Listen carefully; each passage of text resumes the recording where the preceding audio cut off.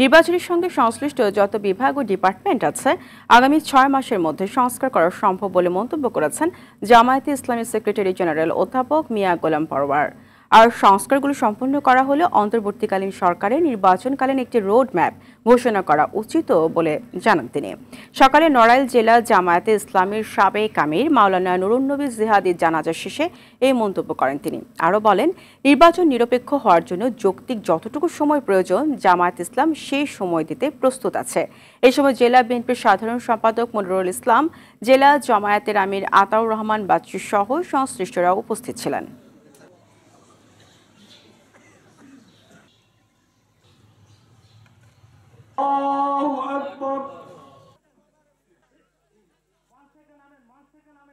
নির্বাচনের সাথে সংশ্লিষ্ট যত বিভাগ এবং ডিপার্টমেন্ট আছে, এটা আমার মনে হয় আগামী 6 মাসের মধ্যে এই সংস্কারগুলো শেষ করা সম্ভব। অন্তর্বর্তীকালীন সরকারের উচিত একটা ইলেকশনের রোডম্যাপ ঘোষণা করা।